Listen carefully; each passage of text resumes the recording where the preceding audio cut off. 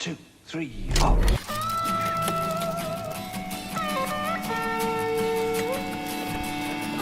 Kingsley and Charles Ward are farmers who've gone into the pop business, converting the outbuildings of their farm into one of Europe's best-equipped recording centres. That is when Rockford became the world's first residential recording studios. We'd never been in a studio. We'd never been on a farm. Some of them lived with us. They were living in Nan's front bedroom. Freddie is in there doing the finishing touches to Bohemian Rhapsody. We turned the recording world upside down. We had an instant feeling of we can do anything here. Boy turned up with this huge bit of cheese in his hand. There was sex, drugs, and rock and roll. Then suddenly there was a massive recession, and the music business caved in completely. The Stone Roses saved Rockfield. They stayed there for 14 months. That album was called Second Coming. It was a long time coming. It was like the height of the Manchester boom. It's all a bit of a blur, really. The isolation allowed us to create our own world. You could get up to whatever you wanted, so you did. It felt mega. It was like, that's what you sort of read about. You go, fucking hell, this is wild, it's rock and roll, man. Everyone wanted to make the songs the best they could. If that breeded a bit of competition, then so be it. With that creativity comes high emotion. That's when it all went a bit tits up. I was looking for a word which was like, yellow. I gave us our lives for the last 16 years. It's about being a part of something way bigger than you. You're a part of something else rather than just it. Very important for rock stars. When you go into something with your life, never give in, keep going. The best is yet to come. Rock and roll, man. Gloria Martin, good to talk to you. It's hot docs time again. It is. You know it's my favorite time of year. Anything that has to do with movies or films or anything, that's your time of year. Absolutely. But you know what? Especially hot docs. I was just thinking this morning, it's kind of like once a year I get to go to university and learn about everything that's going on in the world without leaving my room. Is there something you've seen that sort of makes you feel this way? Well, the topics this year are, of course, there's everything about COVID and about, racism and all the turmoil in the world. But there's also things like artificial life forms. There's things about just things that are going on in every country, the struggles in every country, the people in every country, what's happening environmentally in other countries, who's ahead, who's behind. It's such a learning experience. It's just, I can't say enough about hot dogs. I think everybody should go to school once a year and go to hot dogs and just have a great time, laugh, cry, and learn. What have you seen that stands out? Well, the opening night film is really quite something. Artificial immortality. And what it is it asks the question, do you want to live forever? Bill, would you like to live forever? No. Just, well, I'm afraid to go too much past my lifetime. Well, apparently Deepak Chopra does want to live forever because he has done this. And what it is, and again, I've got to give credit to Gene Roddenberry. This is all from Star Trek decades ago, and he saw it coming. They take mind files, which are basically your memories, and they insert them into an avatar that looks exactly like you. The Deepak Chopra one, it looks exactly like him. And then the avatar can go and give lectures, lead you through a guided meditation. But it's not Deepak. It's his avatar. It's really stunning to see. That's out there. It's out there. That's amazing. It totally is. And of course, androids are very big in Japan. And the only scary moment in the film that I saw was when they had to shut down the bots that were talking to each other, like the cells that they create. I don't really understand this, but it's from Star Trek. It's little bots talking to each other in a petri dish. And they had to shut them down because they were starting to create their own language and they didn't know where it was going to go. That is something. So what else have you seen? You got me right there. Well, yeah, that's what a heck of a way to start. Fanny and the Right to Rock. I don't know. Did you ever hear of Fanny in the 60s, the female rock group Fanny? Yes, I did, but I can't. Yeah. I have nothing to offer. They were super fabulous. Yeah. They were one of the first all-female bands, and they weren't going out in mini skirts and cutesy outfits. They were fierce. They were real rockers. They toured with no roadies. They were all hands hands-on. They rocked it out like heck. It was just amazing. I had never heard of them, and they were just before the Go-Go's, before the Bangles, before the Runaways. And David Bowie was a huge fan and supporter of theirs, and they were all Filipina girls. They were, some of them were gay. I mean, at that time, to be female rockers, some of you are gay, you're all Filipina. I mean, wow, what a breakthrough. And they were fabulous. So this documentary is great. They got together and they've done a reunion album. So it tracks all that. And it's just fabulous. As soon as you move down, we can start. Welcome to the Harlem Culture Festival. Here in the heart of Harlem.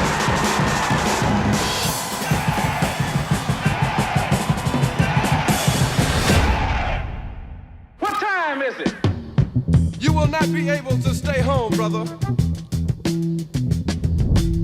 You will not be able to plug in, turn on, and cop out.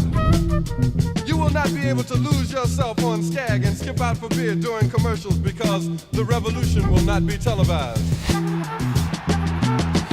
The revolution will not be televised, will not be televised, will not be televised, will not be televised. The revolution will be no rerun, brothers. The revolution will be live.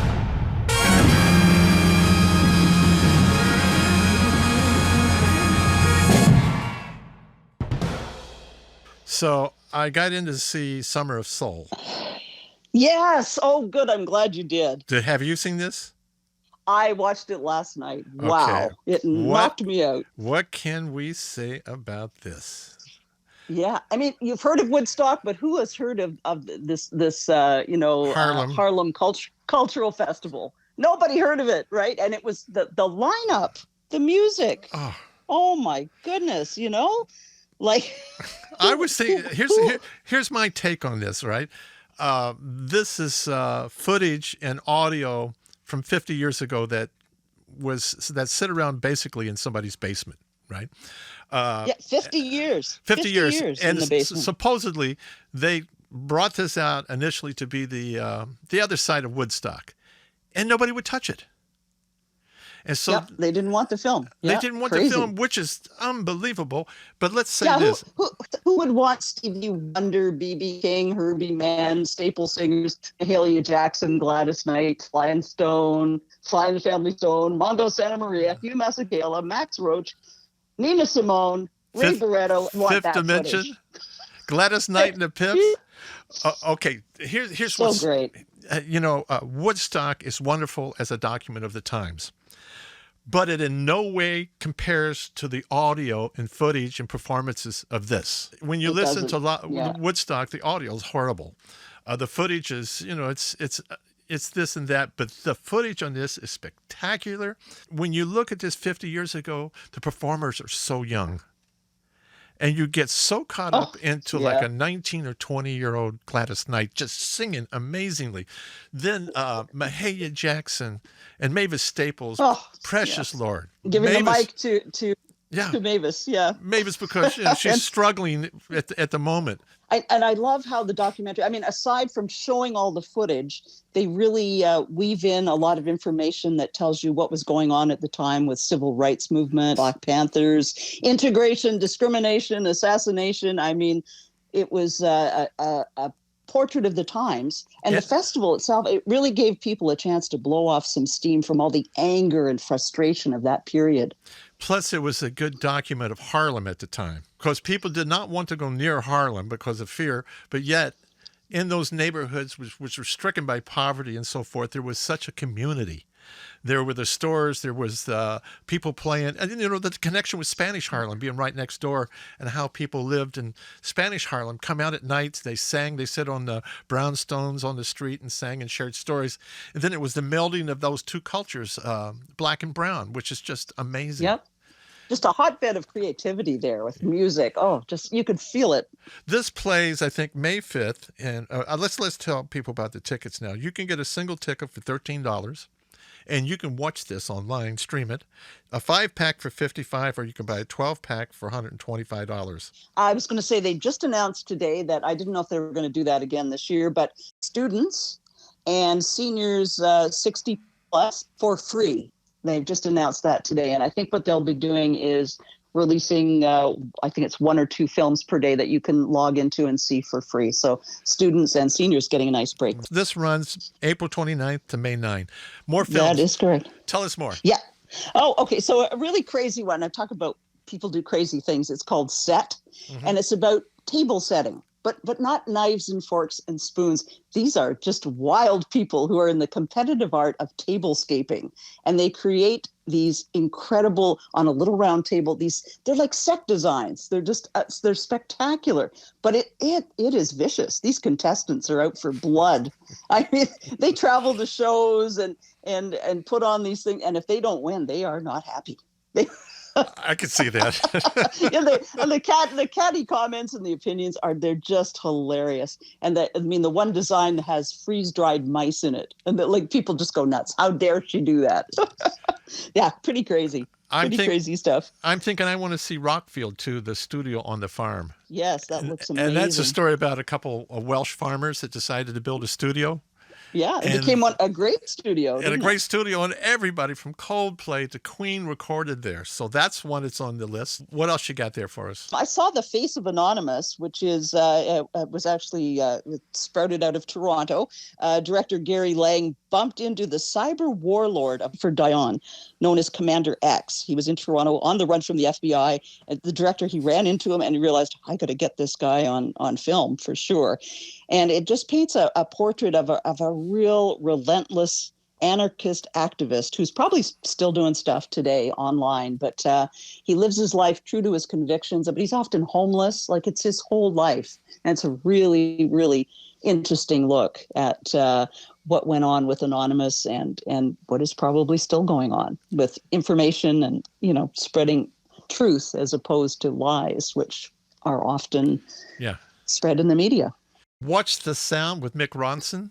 I've got to see that. Oh, nice. So that one's basically a series that Mick Ronson has coming that is about the art of recording, about production, and how sound is, soundscapes, how they build sound and work in studios. So this is going to be a good one for people to view. Lots of music docs this year. I did see the Sparks Brothers, which now I wouldn't have known about them because, as you know, I was a disco DJ in the 70s, and I was familiar with their song Beat the Clock, which was like one of the big dance tunes, and, it was steady rhythm there. But these guys, the Sparks Brothers, I knew nothing about them. But if you think Borat meets Queen meets Monty Python meets Penn and Teller, that might give you some idea just how quirky they are.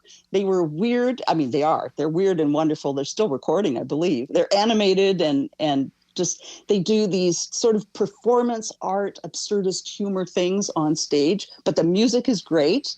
And they were often ahead of their time. They actually recorded the first electronic dance record with Giorgio Moroder before the 80s craze. Like, they were just innovative and well worth seeing. Very interesting documentary. How many films have you seen so far?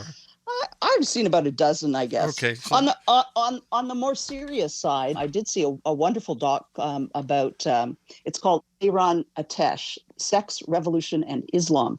This gal is something else. She's a bisexual, feminist, Muslim lawyer who opened her own mosque in Germany, and she is the imam. And she opened the doors to the LGBTQI community and allows men and women to worship there. She is just a dynamo. She's just a dynamo.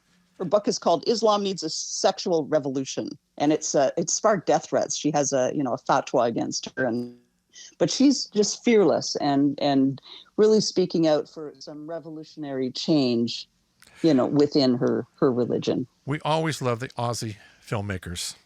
I'm Juanita. I've got to see this. After 25 years of hard partying and insane choices, Australia's queen of honky tonk has burned every bridge in the business. Can she keep it together to record with a Nashville legend, or will she crash her sad country song of a life for good? I must see that. Sounds great. Oh, man. Carry on. One I haven't watched yet, but I want to see. It's called Nude to Me, and it's about Canada's oldest nudist club. Oh boy! So just have to have a look at that because it's this great. These people get together, and they just don't want to wear clothes. A Concerto is a Conversation. That was up for Academy Award the other night. So that's another one to see, music one, Canadian one. And cool. Let's see what else we've got here. Go ahead. I've got one. What you got? I was raised Catholic, and I was always, I didn't like the way nuns were treated. I thought nuns should have the same status as priests. What do you know? Here's a doc called Rebel Hearts, and it's about nuns in the 60s who said, yeah, we want to be able to do what we want to do. And they really started a little revolution. So I'm anxious to see that one because I always felt that way. And I always thought that, the parity with priests, it wasn't right, and it isn't, I don't think. No. Well, nuns are teachers too. You go to the Catholic colleges or whatever, you expect a great education. The nuns were right on it. Yep. They kicked me around good. Me too. I got whacked when I was a kid a lot. As a child, I was not, I was too rowdy, And then I was in Catholic college for, I think a semester, two semesters. And I was less rowdy, but not very attending to anything. Yeah. Nothing's changed, basically. No, not at all. We Are the 1,000. 1,000 musicians come together to form the world's largest rock band and go viral in the process, all in hopes of wooing the Foo Fighters to come and play in their Italian town, and they do show up and give a concert. Wow, what a riot. That would be good. Yeah, for sure. I think I have one more. It's called Molecules. All right. And it's about Venice.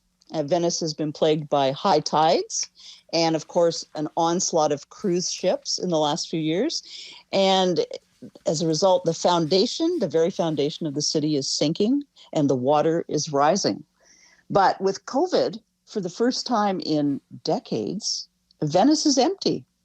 And a filmmaker grabbed his cameras and said, we've got to have a chance to see what it's like with Venice being quiet and beautiful with no tourists. And it's a gorgeous look at the city.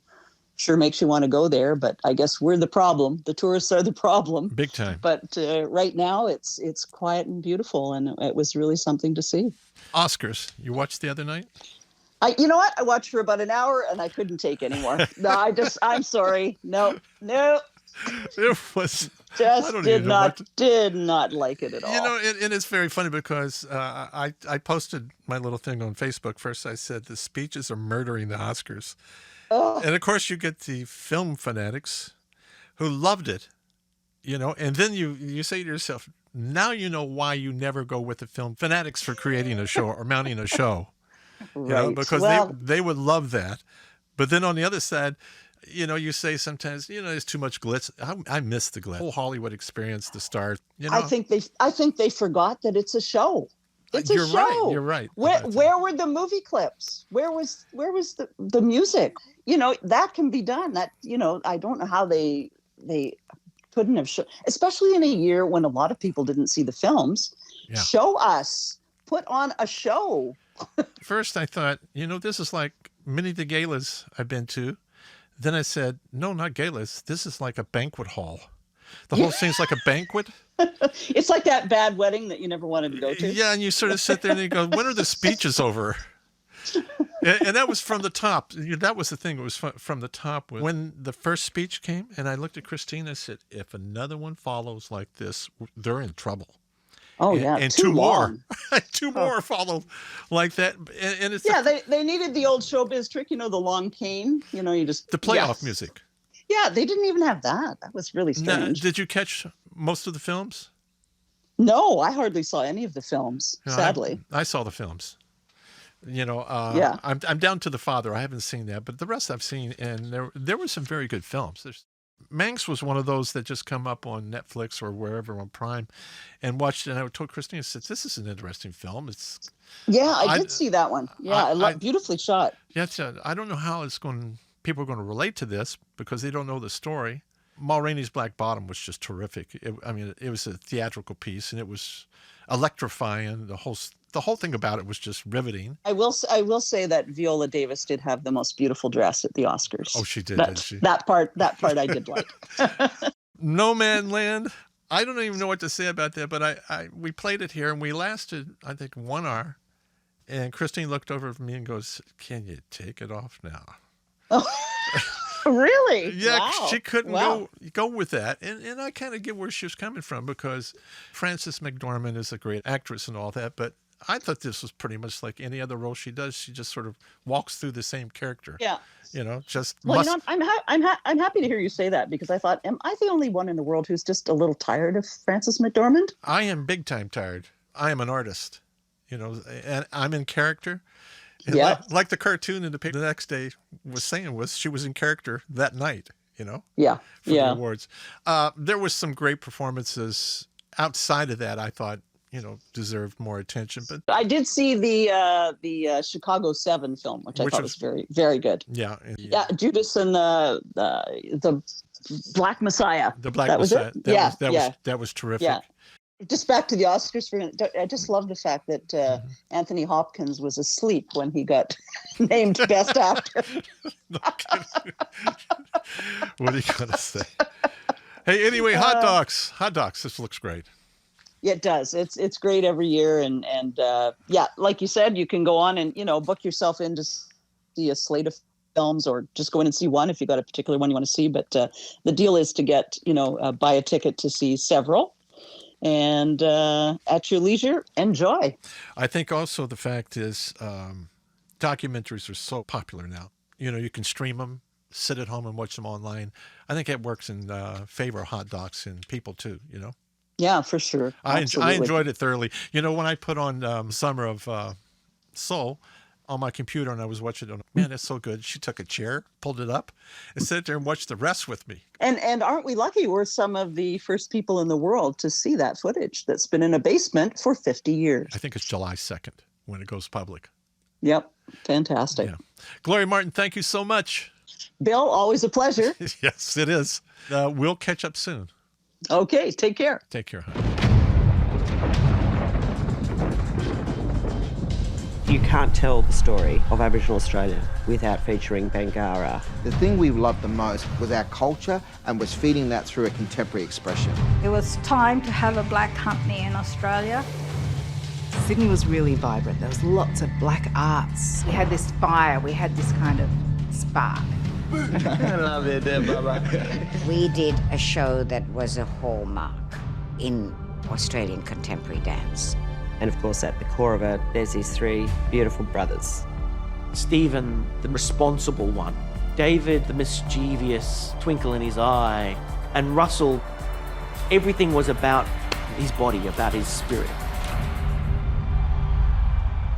Even when you say it, Three Brothers sounds like the beginning of a dreaming story. Every family's not perfect and we all experience ups and downs.